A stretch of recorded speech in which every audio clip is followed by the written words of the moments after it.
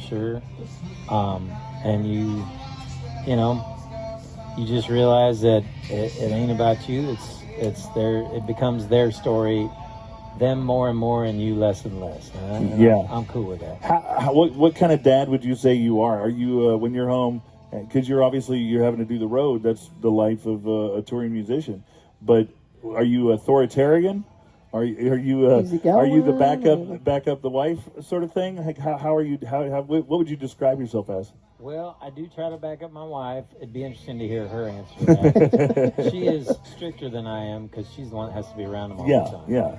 So there is a little bit of, I'm a little more lackadaisical, but I do my best to back her up.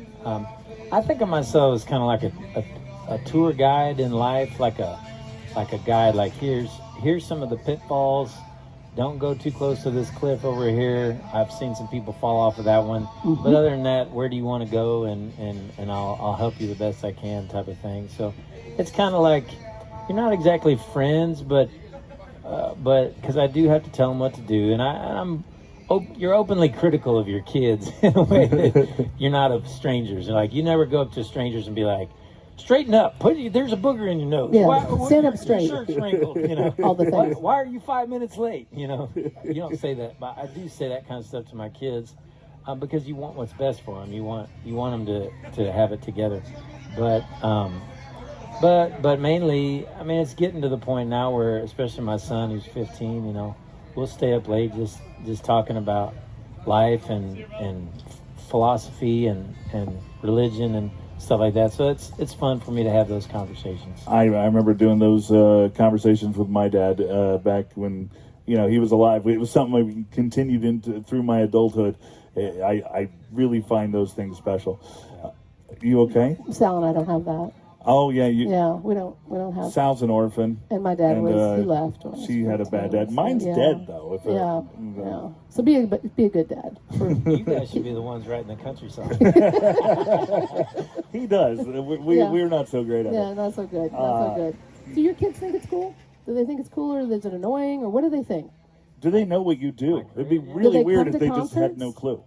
Do they like to go to the shows? If you have anything close? I mean, if it's close and if it's not too late, there's a lot of ifs. Yeah. You can't go on a school night at midnight. They came out last week. The Wilder Blue opened for Shenandoah at a city festival type deal, and so they came out for that. I got to dance with my wife to some '90s country, which is we haven't done in a good bit. So that was fun. Was that in Gonzales, Texas? It was at Fort Belknap, wherever that is. Okay, I was just curious. But y'all were there too. That's a shot. Go ahead. But the kind of music that I do isn't super popular amongst their age group, so it's not like. I mean, I think they're friends and their group. They look me up on YouTube as a joke and be, oh, that's Buck's dad or whatever. but it's not like any kind of a big deal, really, I don't think. It's that way with my kids, too. Their teachers are more fans than the students tend to be. Teachers are pretty stoked for parent-teacher conferences. They're like, can I get an autograph on that? There's a few of the teachers that were coming to my shows even before our kids ever went to their school. That's cool. That's got to be pretty cool. You walk in and be like, we've seen your show many times. We're fans. Radio, we talk on it, and there's perks to it, but my kids don't listen, and they're not impressed at all. Right. They're just annoyed by all of it, and I'm like, thanks. Yeah, no admiration. Talking with Zane Williams of the Wilder Blue. And by the way, you guys have just been catching so much fire. It feels like everyone I know is talking about you. I made the comparison a few years back when you guys had just started that you have this Alabama-esque quality to you, and it seems like a few other people saw that as well. That seems to get thrown around a lot. How do you take that? Oh, I love it. I love like all the harmony groups you can think of from the '90s. Whether it's Little Texas, Restless Heart, Black Hawk, Diamond Rio, Sawyer Brown. I listened to them all. I loved them all. And then same thing with a lot of the rock bands from the '70s, whether it be Kansas or Little Feat or the Eagles there were so many big harmonies like Crosby, Stills, Nash and Young. So that's where we take a lot of our inspiration from, just because we have 5 vocalists in the band, and we can kind of do whatever we can dream of in the harmony realm, which is fun. And then other than that, we just we each play the style that we're best at and that we like, and we make music that all 5 of us we do our best to make music that all 5 of us really like, and then that's our sound. And it's a little bit of different genres. It's kind of a little bit of a stew.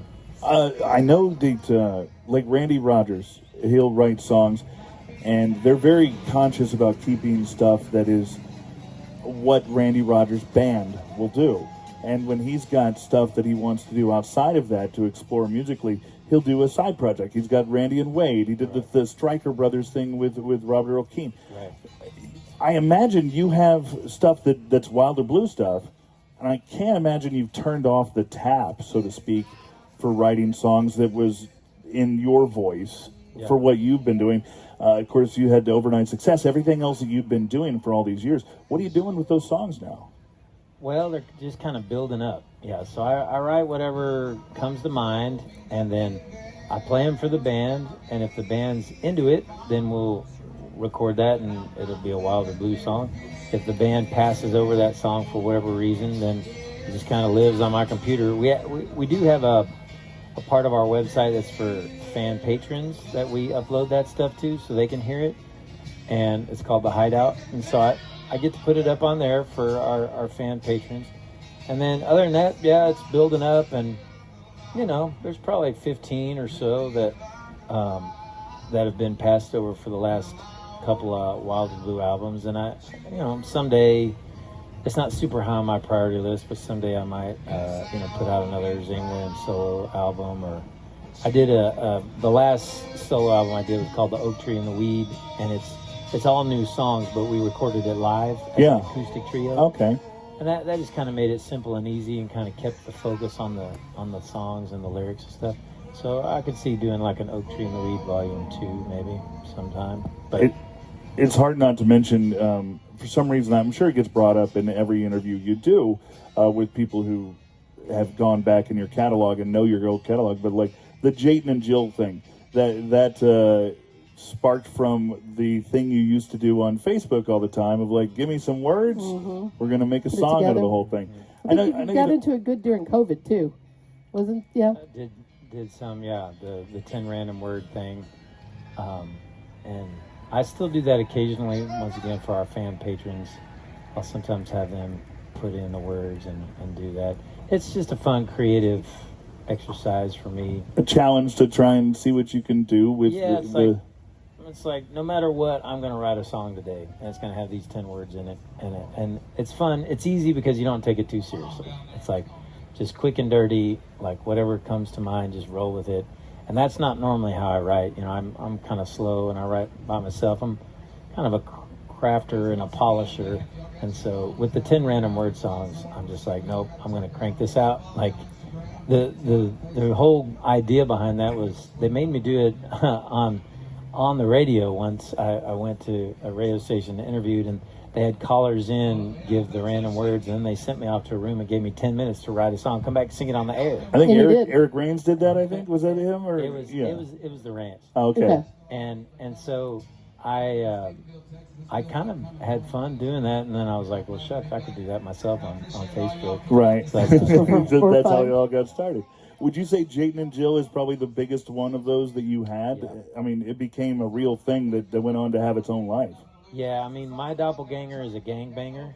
That was a pretty good one. That was the first one I ever wrote. My doppelganger is a gangbanger. He's 5'11" and we could be twins. My doppelganger is a gangbanger, and he's the whole reason for the trouble I'm in. Very nice, very nice. Yay. Yeah, doppelganger was one of the words, of course. But anyway, yeah, the only other 10 random word song that I recorded was one called The Hunt, and it's on that Oak Tree and the Weed album. And that turned out to be a really cool song as well. That's one of the the guys in the Wilder Blue, that's one of their favorite Zane Williams tunes. I apologize. We got to go because of the time, but I really appreciate that you've made some time for us today. I always have fun kind of picking your brain on songwriting and everything else that happens. I'm so excited for the Wilder Blue, both to play and your guys' future. Please just keep kicking butt down the road. And we appreciate you, man. Couldn't do it without you. Zane Williams of the Wilder Blue. It's the morning ride on the run. Wrapping up our show today. We'll be back tomorrow doing our broadcast 2 to 6. Of course, Sal doing 10 to 2. Don't miss out on any of it. All brought to you by High Winds Hay and Transport on 107.7 The Red Dirt Rebel. And the Red Dirt Rebel app. Have a good night.